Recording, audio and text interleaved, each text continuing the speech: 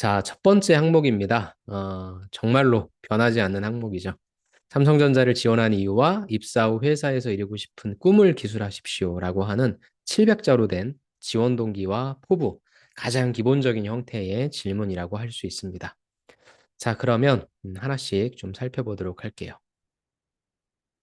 첫 번째 보고자 하는 내용은 바로 제가 여러분들한테 좀 가장 이렇게 썼으면 좋겠다라고 하는 이상적인 형태의 지원 동기입니다. 한번 볼게요. 초격차 유지에 기여하는 CMP 공정의 설비 기술 엔지니어다. 고도화되는 반도체 시장에서 CMP 공정은 웨이퍼의 표면 결함 개선, 후속 공정의 안정화로서 수요율 상승에 기여하는 바가 커지고 있다. 한마디로 얘기해서 반도체 시장이 고도화될수록 수율에 직접적인 영향을 미치는 게 CMP 공정이다라고 하는 어떤 의미를 부여한 거죠.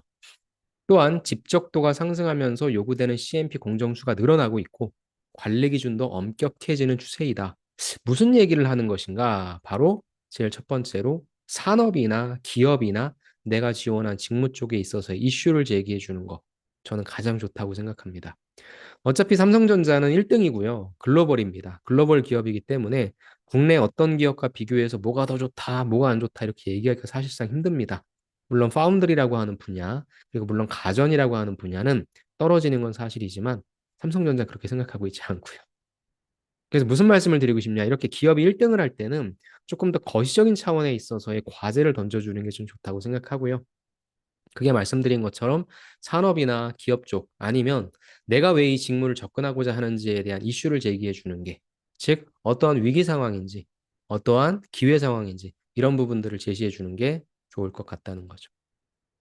이에 CMP 공정 설비 기술 엔지니어로서 나는 장비의 유지 보수뿐만 아니라 설비 문제가 발생했을 때 원인을 파악하고 대응해서 설비 가동률 향상과 최적화에 기여하고자 삼성전자에 지원했습니다. 여러분들이 딱 보셨을 때 어때요? 굉장히 명확하죠. 난 뭐 하고 싶다? CMP 공정 설비 기술 엔지니어 하고 싶어. 뭐에 기여하고 싶다? 설비 가동률 향상과 최적화에 기여한다. 어떻게 보면 이것은 엔지니어로서 당연히 가져가야 할 목표죠. 그럼 이 내용을 뒷받침하기 위해서 이제 뭐가 나오겠습니까? 내가 무엇을 준비했는지, 그래, 알았어. 너 이거 하고 싶다며. 그럼 넌 이걸 하기 위해서 뭘 준비했는데, 이런 내용을 당연히 평가자는 떠올리겠죠. 그 내용이 나오나 한번 보자고요. 그렇죠. 설계 프로젝트에서 역학적 지식을 활용해 발생한 문제를 분석하고 대안을 제시해서 목표를 달성한 경험을 바탕으로 나는 공정 간에 발생한 문제를 폭넓은 시각과 방법으로 평가해서 원인을 좁히는 한편 관련 부분과 협업하여 해결 방안을 도출하겠습니다. 내가 준비한 내용을 소개시켜 주는 거죠. 그러니까 여기에 이제 몇 개를 뿌리냐는 것은 여러분들마다 다 다르겠죠. 이분은 지금 설계 프로젝트 하나를 말씀하셨는데 여러분들이 나는 지식도 많고요, 경험도 많고요라고 하면 여기에 더 많은 열거를 할 수 있겠죠. 근데 저는 여러분들 지금 네 번째 줄, 다섯 번째 줄 보시면 제가 웃었잖아요. 굉장히 좋은 표현이죠. 공정감 발생한 문제를 폭넓은 시각과 방법으로 평가하겠다. 이게 뭐예요? 여러분들이 공학적으로 문제를 해결하려면 여러분들이 알고 있는 하나의 지식으로만 평가하고 하나의 지식으로만 검증하는 게 아니라 다양한 분야들을 살펴봐야 되잖아요. 그렇게 해서 원인을 좁힌다. 저 표현 되게 좋은 것 같아요. 저런 표현들은 좀 그냥 여러분들 것화시키십시오. 가져가십시오. 그래서 또 어떻게 해결합니까? 관련 부분과 협업하겠다. 그러니까 사실상 설계 프로젝트밖에 없어? 라고 느낄 수 있는데 그것을 뒷단에 있어서 저렇게 기술적으로 서술하는 부분에 있어서 어유, 글 잘 쓰신다. 저는 그렇게 생각합니다. 세 번째, 직무 관련된 준비 내용을 소개해 주셨고요. 그러니까 이제 뭐가 나오겠습니까? 나는 이제 삼성전자에서 뭐 하고 싶다. 이게 나오겠죠. 설비 엔지니어로서 조금 더 구체적으로 메모리 시장의 초격차 유지에 이바지하겠다. 왜? 5G AI 기술이 바탕이 된 4차 산업혁명의 가속화로 AI 반도체가 국가적 역량이 집중되어야 할 산업이잖아. 또다시 건드려주네요. 삼성전자는 지능형 메모리 반도체도 발표했고 메모리 분야의 초격차를 재차 입증했다. 즉, 내가 왜 이 설비 기술 엔지니어로서 니네 회사 삼성전자에서 일하고 싶은지가 다시 한번 나오는 거죠. 이러한 초격차를 뒷받침하는 것은 수요를 만족하는 수율과 생산성 확보야. 나는 이렇게 효과적으로, 효율적으로 설비 운영하고 불량 가능성을 차단하는 설비 활동을 통해 아까 말씀드렸던 거, 수율과 생산성을 향상시켜 메모리 분야 세계 1위 유지에 함께하겠습니다. 라고 하는 구체적인 포부가 나왔죠. 그러니까 저는 이렇게 생각합니다. 제가 괄호해놓고 사업 방향 제시라고 하는 부분을 얘기했는데 사실 저 방향 제시가 꼭 돼야 되는 건 아닙니다. 어느 게 더 많이 있어야 되겠어요. 내가 효율적인 설비 운영과 불량 가능성을 차단하는 설비 활동을 잘할 수 있다라고 하는 근거에 대한 내용을 조금 더 얘기해 주는 게 설득력은 있을 거예요. 즉, 이 앞부분에 있어서의 이 내용을 조금 더 튼실하게 단순한 설계 프로젝트뿐만 아니라 다른 것도 있다. 이렇게 얘기를 해주시는 게 좋은데 이분의 사정상 그 부분을 얘기할 수 없으니까 어떻게 얘기하는 겁니까? 여기에 이 내용을 넣었겠죠. 되게 영리하게 좀 빠져나왔다고 생각합니다. 아무튼 여러분들에게 제일 많이 제가 추천드리고 싶고 여러분들이 앞으로 이렇게 쓰였으면 좋겠다. 그 방향은요, 바로 이것입니다. 가장 이상적이라고 해놨죠. 왜 지원했고 뭐 해보고 싶니? 라는 거에 있어 첫 번째, 그냥 삼성전자가 되게 좋은 회사니까, 뭐 포스코가 되게 좋은 회사니까 여러분들 회사 지원 동기 쓰라고 하면 그 기업 찬양하잖아요. 그리고 니네가 그런 회사니까 내가 그냥 친히 선택해 줄게. 이런 모습이 되게 많거든요. 되게 웃긴 거예요. 회사가 여러분들을 선택하는 거지 여러분들이 회사 선택하는 거 아닙니다. 그러니까 이 니네가 이런 회사니까 내가 선택해 줄 게가 아니라 이런 회사로 가야 되잖아. 내가 그거에 도움 줄 수 있는 사람이니까 나를 선택해라로 가야 된다는 거죠. 그걸 뽑아내기 위해서 첫 번째, 산업, 기업 혹은 직무에 관련된 어떤 이슈가 있는지, 그래서 나는 이걸 왜 해보고 싶은지, 무엇을 해보고 싶은지, 그걸 하기 위해서 나는 무엇을 준비했고 그 다음에 구체적으로 무엇을 해보고 싶은지. 하지만 4번에 있어서의 괄호해 놓은 거, 사업 방향 제시라고 하는 부분은 꼭 나오지 않아도 되고, 저 부분 대신에 3번에 있는 직무 관련된 준비 내용을 더 넣어줘도 된다. 저는 이게 가장 이상적인 구조라고 생각합니다. 여러분들이 특히나 이공계분들은요, 특히나 이렇게 써주시는 게 가장 좋을 것 같습니다. 자, 이제 2번 항목 가보겠습니다.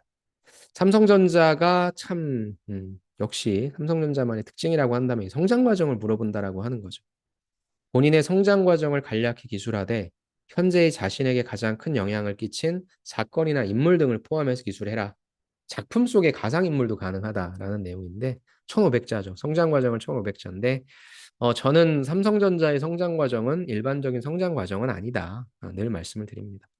왜냐하면은 사실 이 자소서에는 우리가 표현해야 될 것이 내가 어떠한 직무 역량을 보유하고 있는가. 즉, 여러분들이 갖고 계신 아주 귀한 그 경험들을 스토리텔링 하는 게 필요한데 사실 그게 나올 곳이 없잖아요. 예전에는 아예 4번 자체가 없었습니다. 그래서 2번에다가 성장 과정에다가 여러분들의 직무 역량을 표현하는 그런 구도로 썼고요. 역시 마찬가지로 4번에 아마 역량을 쓰실 거예요. 그러면 남은 역량들이 있을 거고요.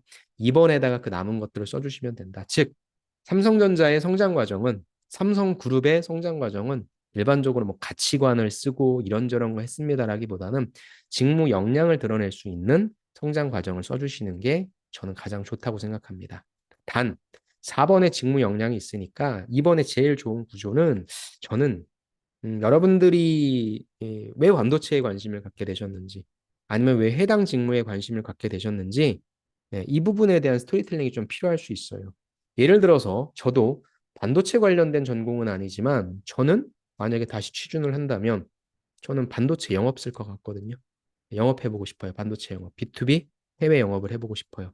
그러면 전혀 그런 쪽과 관련된 전공은 아니지만 제가 왜 이쪽에 관심을 갖게 됐는지 평가자가 전공을 봐도 뭘 봐도 전혀 연관성이 없는데 이렇게 생각할 수 있으니까 제가 왜 그쪽에 관심을 갖게 되었는지에 대한 성장 과정을 쓸 것 같아요.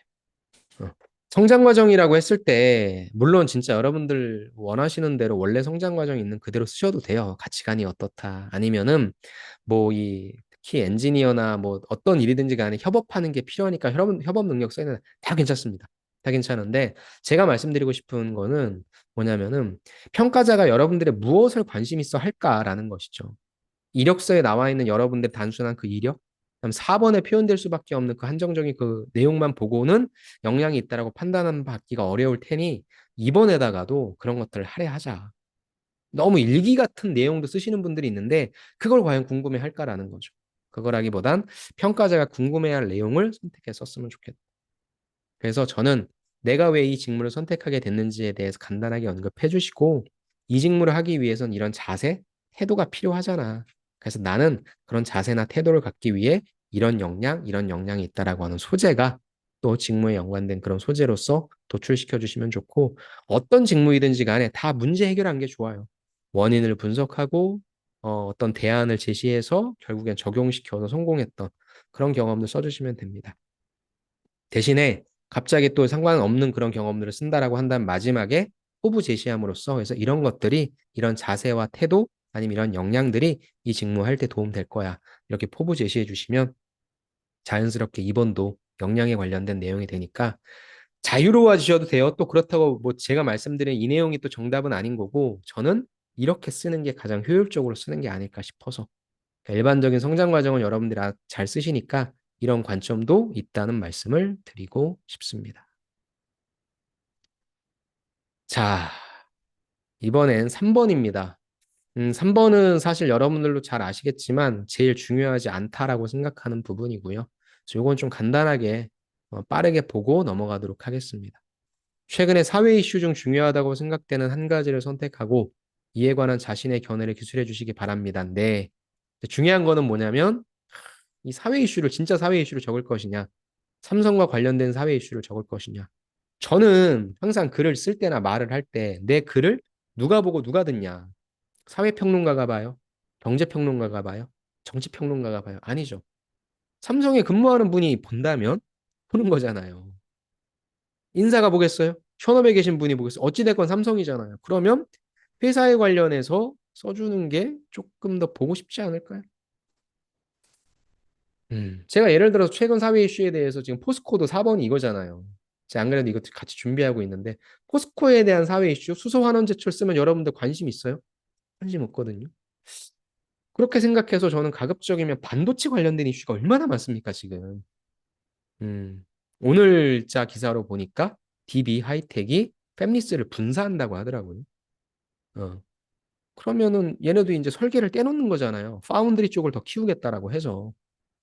그런 것처럼 뭐 지금 반도체가 썩 좋지는 않다라고 하는데 피크아웃 논란도 있는 거고 그렇다고 계속 안 좋은 것도 아니잖아요. 그럼 내가 봤을 때 반도체 시장은 어떤 것인지 뭐 그런 관점도 있고 반도체 관련된 건 너무 많죠.